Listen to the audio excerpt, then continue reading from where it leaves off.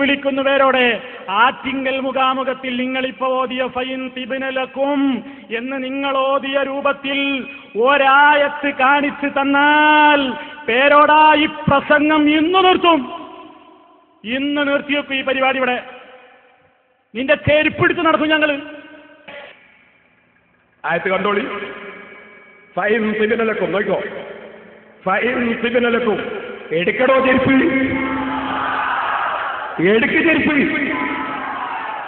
നിർത്തിവെക്കല്ലേ? നിർത്തിക്കോ. ഇന്ന് മുതൽക്ക് നിർത്തിക്കോ. നിർത്തുന്നോ നോക്കോ. ഫൈൻ തിബിനലക്കും. ഒന്നും കൂടി വെക്ക്. എല്ലാവരും ഒന്ന് മനസ്സിലാക്കട്ടെ.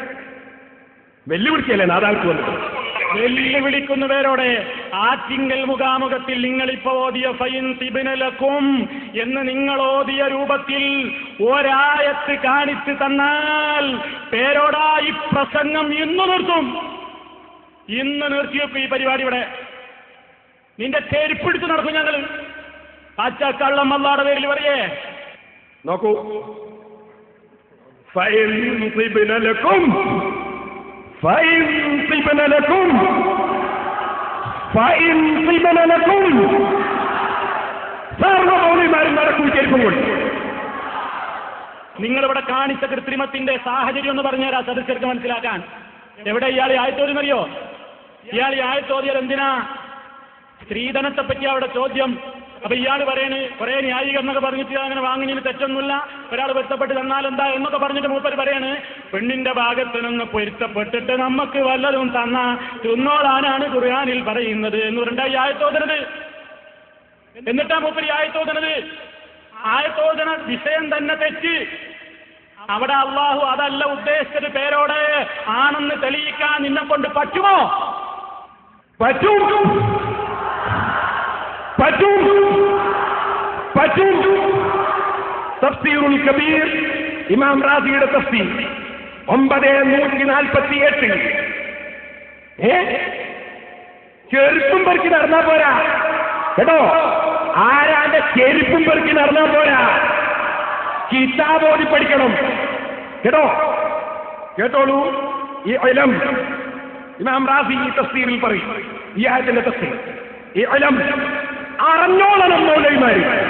അതിന്റെ അർത്ഥം വെച്ചത് ഇൽം അറിഞ്ഞോളണം. അന്നഹു തആല നിശ്ചയം അല്ലാഹു തആല ലമ്മാ അമറഹും ബിഇതാഇഹിന്ന സദഖാതിഹിന്ന സ്ത്രീകൾക്ക് അവരുടെ മഹറുകൾ കൊടുക്കണം എന്ന് കൽപ്പിച്ചപ്പോൾ ഇവിടെ രണ്ട് തഫ്സീർ ഇമാം റാസി പറയുന്നത്. ഒന്ന് ഭർത്താക്കന്മാർ കൊടുക്കണം എന്നാണ് ഇതിന്റെ തഫ്സീർ. ഒരു തഫ്സീർ. മറ്റൊന്ന് ഭർത്താക്കന്മാരോട് വാങ്ങിയത് രക്ഷിതാക്കൾക്ക് പെണ്ണുങ്ങൾക്ക് കൊടുത്തേക്കണം, അവർ കയ്യിൽ വെക്കരുത് എന്നാണ് വേറൊരു തഫ്സീർ. അതിന്റെ ശേഷം പിന്നീട് പറയാം അഖബഹു. ഇതിന്റെ മുമ്പ് വിശദീകരിച്ചാണ് ആ തഫ്സീർ. അഖബഹു അങ്ങനെ കൊടുക്കണം എന്ന് പറഞ്ഞ ഉടനെ അല്ലാഹു തആല പറഞ്ഞു ബിദിക്രി ജവാസി ഖബൂലി ഇബ്റാഇഹാ വഹിബതിഹാ ലഹു. ആ ഭർത്താക്കന്മാർ ഭാര്യമാർക്ക് കൊടുക്കാനുള്ളത് ഒഴിവാക്കി കൊടുത്താൽ അത് സ്വീകരിക്കലും ജായിസാണ്.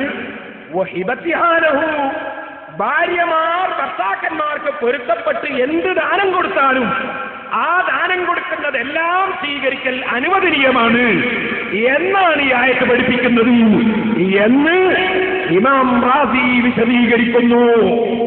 ഇപ്പൊ പറ്റിയില്ലേ? ഇത് ഒരു ഉദാഹരണമാണ്.